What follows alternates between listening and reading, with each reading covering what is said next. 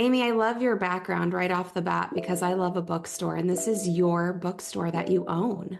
Yes, it is. So excited. Hudson Valley Books for Humanity. How did you start the bookstore? I read on your website that you just came across a bunch of books and you were like, well, I guess I should just put it in a bookstore. I feel like that's a thought that we all have, but none of us do it.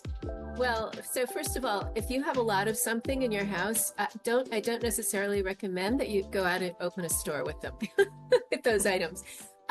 Yeah, it started with the fact that I didn't know what to do with my old books at home, but it was a little more than that. I'm a longtime sustainability professional in apparel, and so I think a lot about, like waste streams, but also I'm a human rights professional at the same time. And I was thinking about how to create a space that brings people together in a community that has a lot of diversity in all the different ways we think about diversity. And I started thinking, books, waste, community, how do we make all of this happen in one place? And that's how the bookstore was born.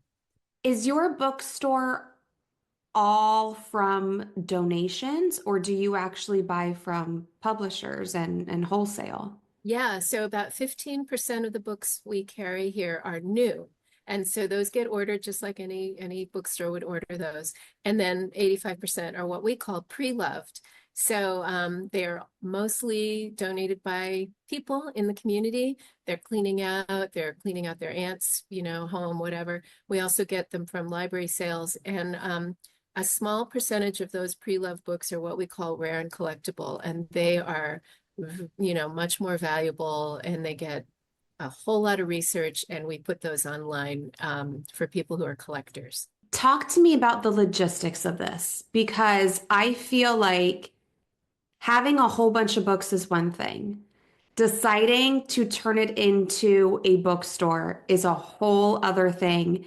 And I would assume there are a lot of financials that you have to take into account because you have a big space. Like, this isn't a little bookstore, this is a large space. Like, I can see that behind you and in the pictures on your website. I hadn't really thought this through. I'm kind of a spontaneous person, and but I had this idea that wouldn't leave my head. So I just figured, okay, how are we going to do this? So first of all, once I started sharing this idea with friends and family, people just started dropping books off at our house. And after about 3 months, our entire basement and half of our first floor of our house were just full of piles of boxes of books. So I needed a place for those. So I scouted around down here in downtown Ossining, where we're located, Ossining, New York. And there was a beautiful space that I saw that was vacant, but hadn't been occupied for 5 years. And I happened to know the landlord. And I asked her if I could have the space for the bookstore, and it wasn't ready yet. It wouldn't be ready for several months, but she let me start storing the books in that space. By the time we opened, around Thanksgiving of 2021, we had collected a few thousand books. At that time, I had no guidelines around what we were going to take. So we had books of all types and all vintage, including yearbooks and like people's used journals and I mean, all kinds of crazy things, magazines, whatever. Well, when we opened, there hadn't been time to sort through everything. So we opened with piles and piles of boxes of books in the back of the store. And about 6 months in, we finally finished kind of going through them. And this is using a lot of volunteers and my beginning of my, first couple of staff people. And quickly realized that we could no longer just take anything that people wanted to offload on us. So if you were to go to my website, which is hvbooksforhumanity.com, you'll see a tab at the top that says book donations. And now it clearly spells out what we take, what we don't take. In return, because we are not a nonprofit, we give a little bit of store credit for books that people bring us that we take. This is a way to, show our appreciation, but also allow people to get something in return. So far, it's worked out really well. I like that idea of the store credit. Pango Books does something similar when you buy and sell books on their app. You can either take the cash for the books that you sell, or you can turn it into a store credit. Why do you not take thrillers in hardcover, but you take them in paperback. This is crazy. So this comes out of now almost 3.5 years of being in business and figuring out what our community will buy and what they won't buy. We have found that they will not buy necessarily a used thriller. And when I say thriller, these are like those really popular authors. I don't know if I want to name them here on the podcast, but you can imagine the ones that kind of churn out new books every 6 months or so. They're not going to spend $8 to $10 on a hardcover of that, but they will spend $2 on a little kind of pocket-sized paperback that you might be able to pick up and then, leave in the airport or give to a friend. I can't explain it. So it's not like there's no market for those authors. They're just, there's a kind of a threshold at which point people won't pay above a certain amount. And tell me, so you're selling books for, I mean, really just like a few dollars a book. Is it enough to pay for this big space and keep the lights on? Like, do you get stressed every month because of the business that you have found yourself in from coming across a whole bunch of books? It is enough to cover my biggest expenses, which is, rent and staffing. And I do worry occasionally because there are definitely dips and, peaks and valleys of this business.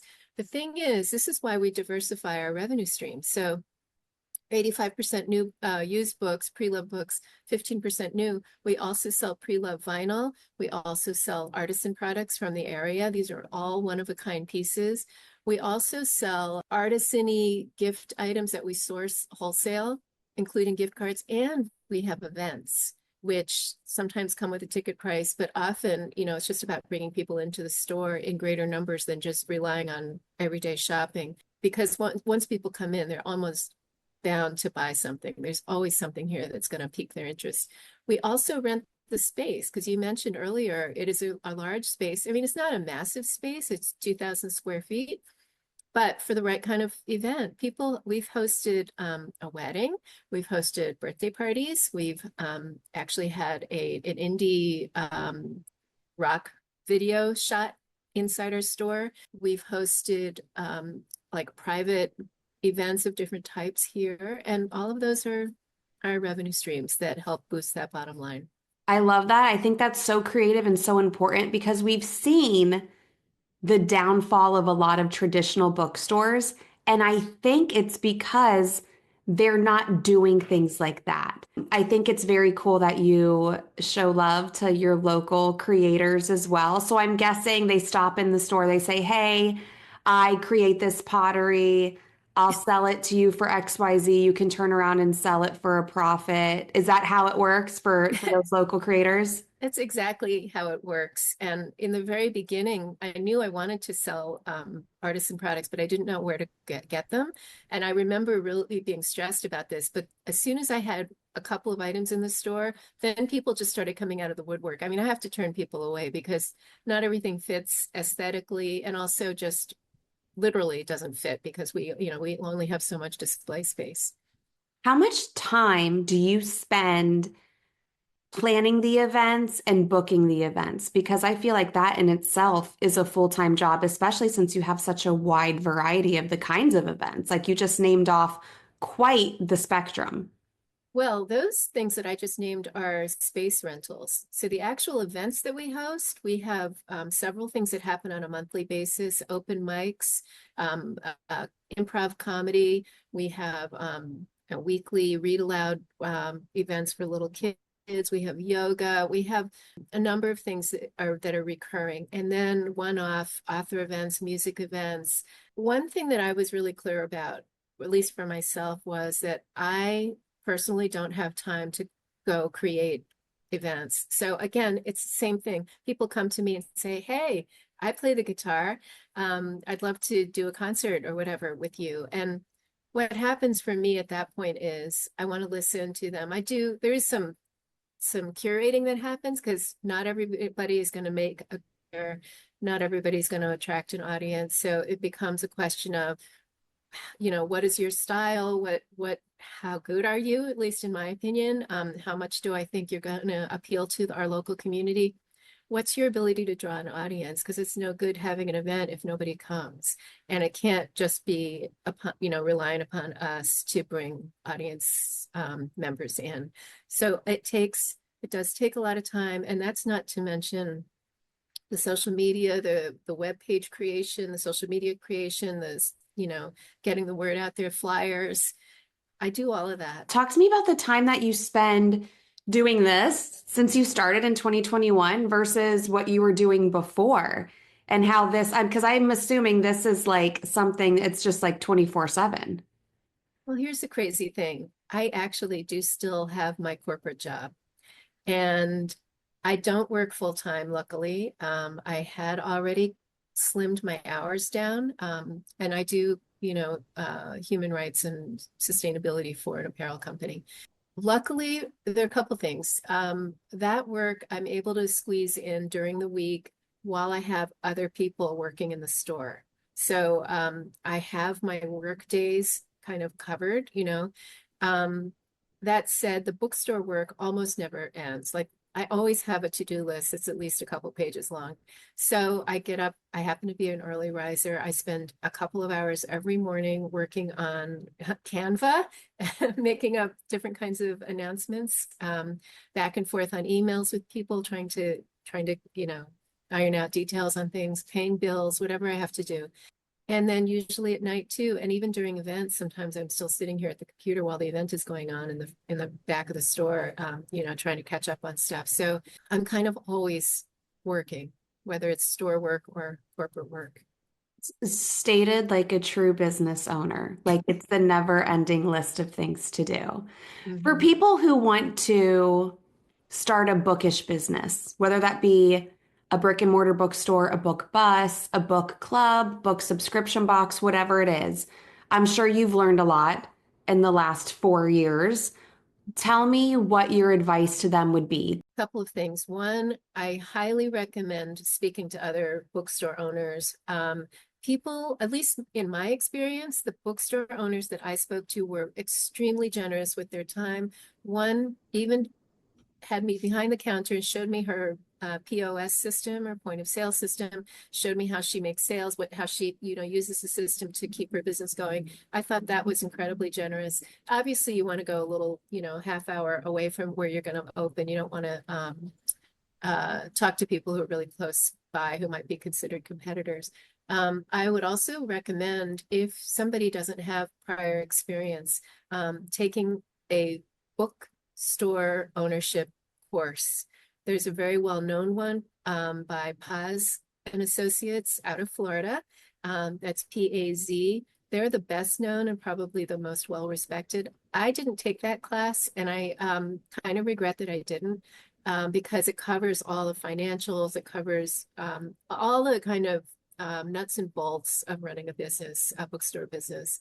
I think for me, another key element, which I hadn't anticipated, was the importance of getting the community buy-in before I even opened the door. And that happened in two ways. One, I did a bunch of consumer outreach at the recommendation of a couple of local business mentors.